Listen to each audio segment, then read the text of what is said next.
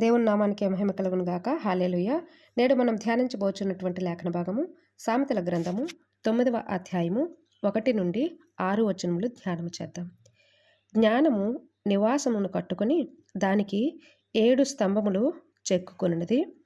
పశువులను వధించి ద్రాక్షారసమును కలిపి ఉన్నది. భోజన పదార్థములను సిద్ధపరిచి ఉన్నది. తన పనికత్తెల చేత జనులను పిలువనంపినది. పట్టణమందలి మెట్టల మీద అది నిలిచి జ్ఞానము లేనివాడా ఇక్కడికి రమ్మని ప్రకటించుచున్నది. తెలివిలేని వారితో అది ఇట్లనుచున్నది, వచ్చి నేను సిద్ధపరిచిన ఆహారమును భుజించిడి, నేను కలిపిన ద్రాక్షారసమును పానము చేయడి. ఇక జ్ఞానము లేని వారయుండక బ్రతుకుడి. తెలివి కలుగు చేయు మార్గములో చక్కగా నడువుడి. ఈ మాటల్లో ఉన్నటువంటి సారాంశాన్ని గ్రహిద్దాము. జ్ఞానము నివాసం కట్టుకున్న మాట ఉంది కదా. చూసినట్లయితే దేవుని యొక్క జ్ఞానము మానవ హృదయంలో జీవితంలో 7 స్తంభములుగా అనగా స్థిరమైన సంపూర్ణమైన పరిపక్వత గలదిగా మానవ శరీరాన్ని నిర్మాణాన్ని ఏర్పాటు చేసుకుంది. పశువులు వధించి అంటే త్యాగాన్ని చేసి ఆనందాన్నిచ్చే ద్రాక్షారసంతో స్థిరపరిచింది. యేసుక్రీస్తు వారు తనకు తానుగా మన పాపముల నిమిత్తము బలి అయ్యి తన పరిశుద్ధ రక్తాన్ని కార్చి విమోచనకర్తగా నిలిచి ఉన్నారు. జ్ఞానము ఇక్కడ స్త్రీతో పోల్చబడింది. స్త్రీ ఎలాగూ అయితే గుణవంతురాలుగా ఉంటే తన ఇంటిని బాగు చేసుకుంటుందో అలాగూ దేవుని యొక్క జ్ఞానము మానవ జీవన విధానాన్ని దేవునికి దగ్గరగా చేయుటకు దోహదపడుతుంది. దేవుని యొక్క జీవాహారాన్ని భుజించటం వలన మనకు నిత్య జీవం కలుగుతుంది. దేవుని యొక్క మాటలు అనేక విధములుగా ప్రకటింపబడుతున్నాయి.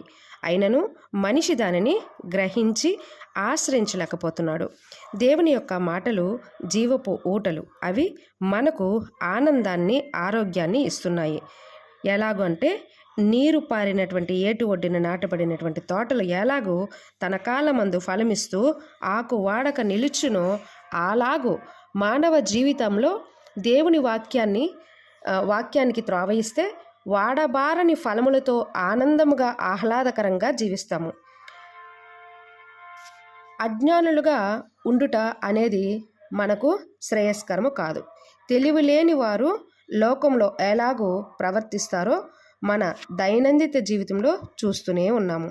అలాగే ఏ ఆయుధానికి అయినను పదును చాలా అవసరము. పదును లేని ఆయుధాలు మొద్దుబారుతాయి. ఎలాంటి లోహానికి అయినా మస్టు వదిలించటం అనేది కద్దు. అయితే దానికి విలువ పెరగాలి అనంటే మద్దు అనేది ఆ యొక్క మకిరి అనేది వదిలించాలి. ఒక ఇంటిని కట్టాలి అంటే పునాది గట్టిగా వేయాలి. దాని పునాదిని బట్టి దానిలో వాడబడినటువంటి పదార్థాల పరిమాణాలను బట్టి ఆధారపడుతుంది దాని యొక్క పటిష్టత అనేది. అలాగే మనిషికి కూడా ఇలాంటి పరీక్షలు అలాగే పరీక్షింపబడుటాలు ఇలాంటివి ఎంతో అవసరము. అవి లేకపోతే మనిషి మృగమవుతాడు. దేవుడు అన్నింటినీ నోటి మాట చేత కలుగు చేశాడు. కానీ మనిషిని మాత్రమే తన స్వహస్తములతో తన పోలికలతో తన స్వరూపముతో కనియున్నాడు. తల్లి గర్భంలో పడక మునిపే నీ కోసము భూమి మీద ఒక ప్రణాళిక సిద్ధం చేసినటువంటి దేవుడు భూమి మీదకి వచ్చిన తరువాత నిన్నెలా వదిలేస్తాడు అనుకుంటున్నారు? ఆ చల్లపూట దేవుడు ఆదాముతో ముచ్చటించినటువంటి అనుభవం నీలో నాలో రావాలి. ఎందుకంటే దేవుడు మరి సృష్టినంతా సృజిస్తూ ఆదాముతో ఎందుకు మాట్లాడాల్సి వచ్చింది? సాయంత్రం అయితే ఆదాముతో వచ్చి ఏం మాట్లాడుంటారు? ఆయనే కదా క్రియేటరు, ఆయనే కదా సమస్తముని చేసినటువంటి వారు. ఒక తోట చేసి తోటలో ఆదామును పెట్టి మరి దేవుడు వెళ్ళి సమస్తమును చేసుకుని వస్తూ సాయంకాలం అయినప్పుడు ఆయనతో ముచ్చటించడానికి కారణం ఏమై ఉంటుంది? అసలు ఏం మాట్లాడుంటారు వారు ఇరువురు? దేవుడు ఆదాముతో ఏం మాట్లాడుని ఉంటాడు? ఎప్పుడైనా ఆలోచన చేశారా? అంటే దేవుడు తన హృదయంలో ఉన్నటువంటి ఉద్దేశాన్ని అలాగే మానవ హృదయంలో ఉండేటువంటి ఉద్దేశాలు ఏకీభవిస్తున్నాయా లేదా? మరి దేవుడు చూస్తున్నాడు. మనిషి నా స్వరూపంలో, నా అంతరంగ ఆ స్వరూపంలో, నా యొక్క పోలికలో ఉన్నటువంటి మనిషిని నేను చేసుకుని ఉన్నాను కదా, కని ఉన్నాను కదా, మరి నాలాగే ఆలోచన చేస్తున్నాడా, నాకు భిన్నంగా ఆలోచన చేస్తున్నాడా, నాలాగే పనితీరులో ఆ యొక్క జ్ఞానం వాడుతున్నాడా, లేదా భిన్నంగా ఆ యొక్క పనితీరులో జ్ఞానం వాడుతున్నాడా? ఇటువంటి విషయాలన్నీ కూడా మరి ఆ యొక్క మనస్సుని ఎరగాలి అన్నటువంటి ఆలోచన, లేదా తన ఉద్దేశం తనకు తెలియచేయాలనో, లేదా ఎదుటివారి ఉద్దేశాన్ని తెలుసుకోవాలనో మొత్తానికి అక్కడ జరుగుతూ ఉంది ఆ యొక్క పరిస్థితి అనేది. అయితే అదే పరిస్థితి నేటికి కూడా కొనసాగాలి.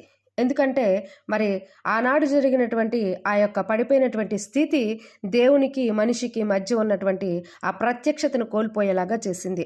కోల్పోయినటువంటి ఆ ప్రత్యక్షత మరలా కట్టబడాలి. దేవుడు మనతో మాట్లాడాలనుకుంటున్నాడు. దేవుడు ఏదో చెప్పాలనుకుంటున్నాడు. దేవుడు ఏదో కన్వే చేయాలనుకుంటున్నాడు. దేవుడు ఏదో కట్టాలనుకుంటున్నాడు. దేవుడు ఏదో నిర్మించాలనుకుంటున్నాడు. ఆ నిర్మాణానికి కానీ, ఆ కట్టడాలకి కానీ, లేదా ఆ యొక్క మనిషి జీవితము శ్రేయస్కరమైన మార్గంలో నడిపించడానికి కానీ మనిషికి ఏదో మిస్ అయింది, అది ఇవ్వాలనుకుంటున్నాడు.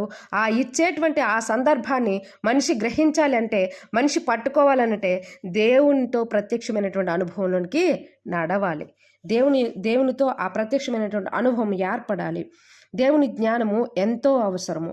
నిన్ను కనిన తండ్రిని విడిచిపెట్టి కనని ప్లేగుని ఆశ్రయిస్తున్నాము.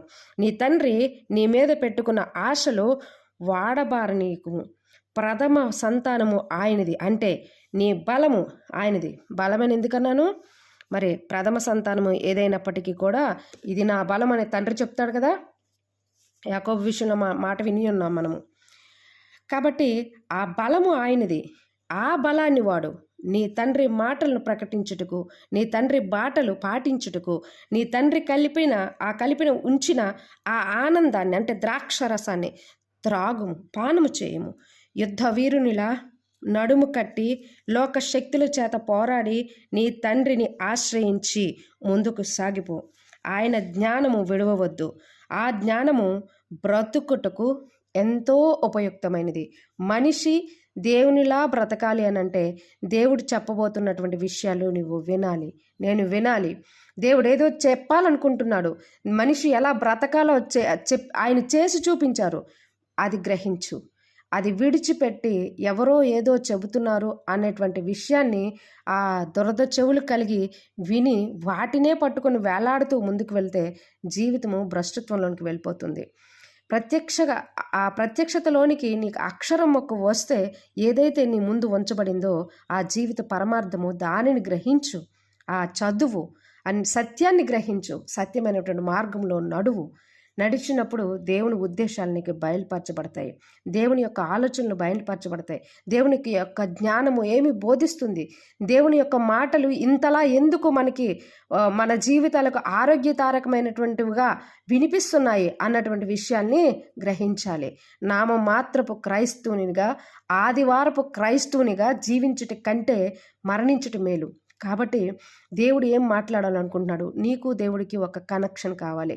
దేవుడు చెబుతున్నటువంటి మాటలు వినడానికి నీకు దేవునికి ఒక కనెక్షన్ కావాలి. ఆ కనెక్షన్ నీకు దేవుడు ఏది ఇచ్చాడో ఆ కనెక్షన్ మిస్ అవ్వద్దు.